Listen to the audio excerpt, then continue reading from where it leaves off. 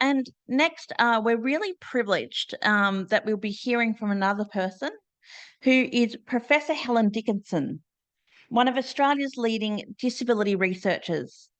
Helen Dickinson is a Professor of Public Service Research at the University of New South Wales, Canberra, specialising in public services and cross-sector collaboration.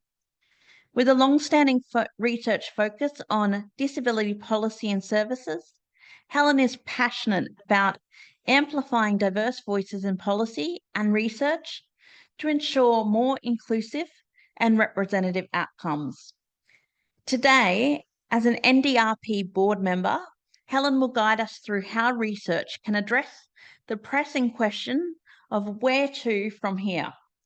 Helen, we're really pleased to have you here with us, and I'd like to hand over to you now. Thank you. Thanks very much, Jane, and good afternoon, everybody. It's a real pleasure to be invited to speak at this first NDRP Evidence to Action event. My pronouns are she, her, and I join you from the land of the Bunurong and would like to pay my respects to elders past and present. As a visual description, I'm a white woman in my mid-40s. I've got long, straight, brown, shoulder-length hair. I'm wearing a black shirt and I'm sat in front of a light grey background. So as Jane said, today my job is to think a bit about what we've heard in terms of research, what its role is in driving change, and what kinds of research we need if we're going to work towards eliminating restrictive practices. In some ways, this is a really difficult role, given we've had such an exceptional and wide-ranging event that's covered a lot of ground in relation to restrictive practices and also the broader systems and policies that prevent or enable their use. We've heard from a number of different voices and perspectives on how we can work towards eliminating restrictive practices within Australia. Although even with a 3-hour session like we've had today, I don't think we've managed to cover every issue or perspective, and the different debates around this topic will continue, and we can still continue to engage in that in the resources that Jane has outlined for us. But I think we've had some really clear messages relating to the role that research can play and the types of research that we need in this space. I think we quite clearly heard that although research has an important role in driving change and helping to realise the elimination of restrictive practices. And we heard from Minister Rishworth that she views research playing a really important role in informing laws, different reforms and services to better help people with disability. And she particularly spoke of restrictive practices as one example and reiterated the need for strong evidence base to support this work and to argue for reform and to underpin changes. Alistair reminded us that we don't have good data around the use of restrictive practices, and that the Royal Commission made specific recommendations about the need to have this data. And we need that not just to know whether restrictive practices are being used, but also if we're being successful in working towards eliminating these practices. So we need to check in on whether they're being used or not. And without high quality evidence, we won't know what kinds of contexts and mechanisms are helpful in eliminating restrictive practices and the kind of factors that enable their use. We heard from Linda Steele that restrictive practices are an under-investigated area within the academic literature, and that there are a number of important gaps. And while we know some of the cultural and systemic drivers of restrictive practices, there's a need to unpack these various elements and their interrelationships further. I think we also know that the more marginalised you are, the less likely you are to be reflected in research data. And often that's not a product of those marginalised groups, but of the ability of researchers to really think creatively and engage. Developing a strong evidence base could clearly outline the significant harms that restrictive practices do, could challenge restrictive practices and help to develop an evidence base about what the alternatives are. So it's not just enough to have high quality evidence to demonstrate that the restrictive practices are being used, We need evidence to show practice what alternatives there are to using these methods, and how individuals and organisations can work to achieve change and to eliminate those. I think the absence of research around restrictive practices also speaks volumes in terms of whose voices are heard in research. A lot of the literature on restrictive practices isn't framed using an approach that centres the experiences and rights of people with disability. And there's a distinct lack of scholarly investigation of the experiences of those who are subject to these practices. So this emphasises the need for research that really centres the voices of people with disability, because without that we can't get a full sense of the enablers and barriers to eliminating restrictive practices. This has a number of really important implications for research and how we go about doing that. So it's not just enough that we include people who experience restrictive practices as research subjects. As many of the speakers we've heard today have reminded us, it's really important where we conduct that research and what opportunities we give people with disability to contribute in a way that works for them. But in having people with disability as just research subjects, we don't fundamentally change how the power structures that perpetuate these practices, we don't disrupt those power structures. So as Catherine McAlpine really clearly articulated, we need people with disability to be involved in determining the research questions, how to collect data, supporting the interpretation of that data, and any recommendations or conclusions that research reaches. And it's not just those who experience restrictive practices who need to be engaged in these research processes. If we're going to do research that's meaningful and can promote systemic and cultural change, it needs to be undertaken collaboratively with a range of different partners across government, across service providers, across professional organisations. High quality research often does this from early on in the research process.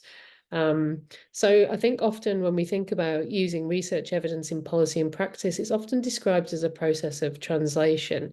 And that sort of seems to suggest that all you need to do in order to get findings put into practice is to translate them into a different language.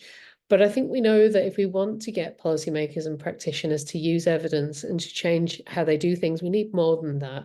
We need people to trust the source of evidence that it came from. We need them to trust the source in terms of the process that developed that data.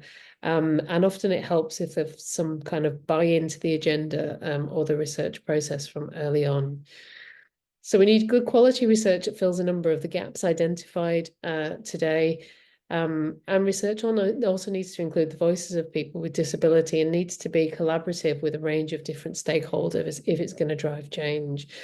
As a member of NDRP's research committee, I'm really excited that we have a funding round focused on the topic of safety, and really look forward to seeing a number of proposals that illustrate the elements of what our various speakers have talked about today as being needed in high quality research. Thank you, Jane.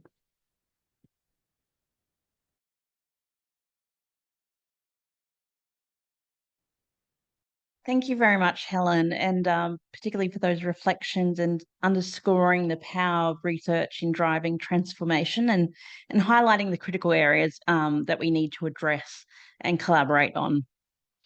So your call to action reminds us that research is not just about knowledge, but about mobilising evidence for real-world change.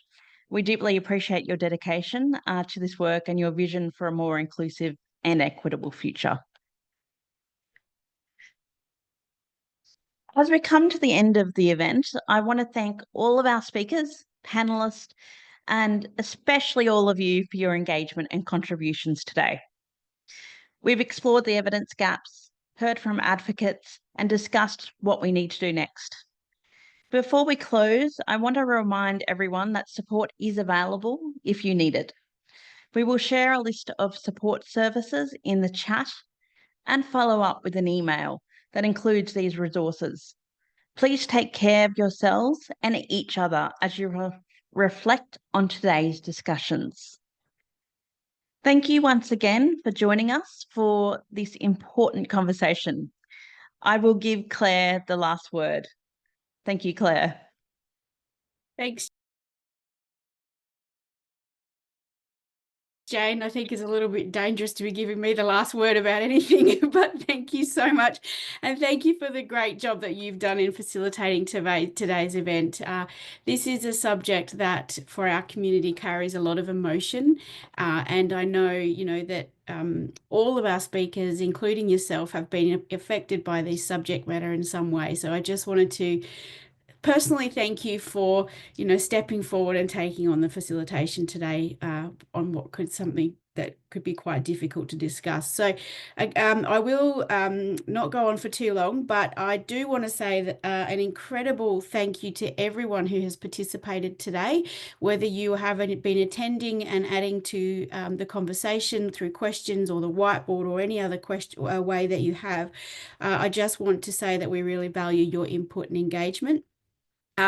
I've taken piles and piles and piles of notes and learned lots of things that I didn't know, so I'm very grateful for that. And I'm really excited to have seen the thought-provoking ideas that are very, powerful ways that we can move forward on this one. So I am going to say that I'm incredibly honoured to have been part of this very first NDRP Evident to Action event, and just acknowledging everybody's great involvement and the willingness to push past the harm of the past and be part of these conversations. So I've got a couple of things that I do want to share with you as I conclude the event today.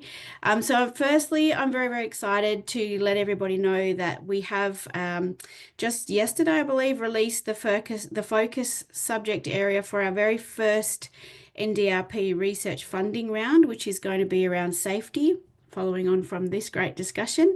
Our board has chosen this as a reflection of our commitment to addressing what we see as a very critical issue for people with disability, which is ensuring that they are safe and feel safe in all areas of our lives.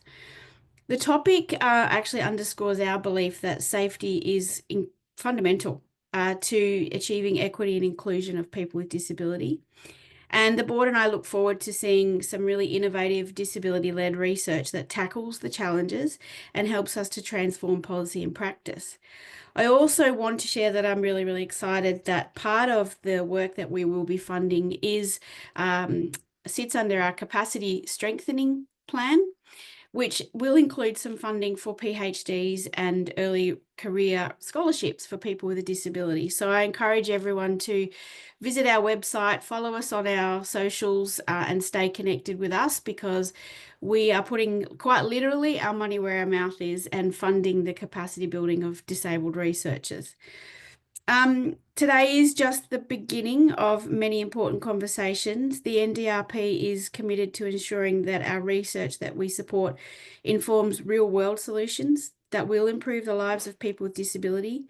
For us, mobilising evidence to action means that turning what we know into meaningful change, whether that's changing in policy, in practice, or in our everyday interactions.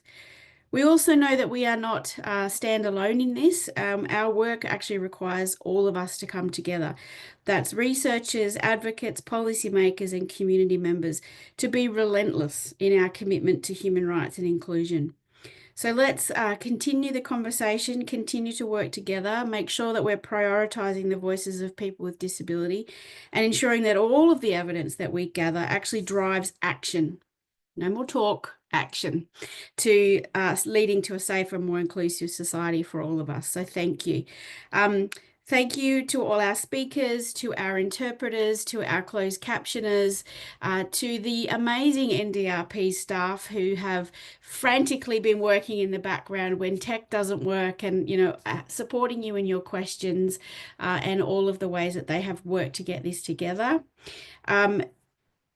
And again, our speakers, thank you so much. Some of you I know quite well, and I'm just very appreciative that you put your hand up and said yes to this conversation. And to all of our audience, thank you for your contributions, for carving out 3 hours of your time at the end of what can only be described as a somewhat chaotic year for the disability community, and I'm saying that with kindness. So we appreciate that, and as Jane has said, please do take care of yourselves, and remember that support is there if you need it, because this is a difficult subject with a long history of trauma behind it, and we don't want to diminish its impact. So thank you, and we really look forward to seeing you again at future events and engaging with you in making a difference.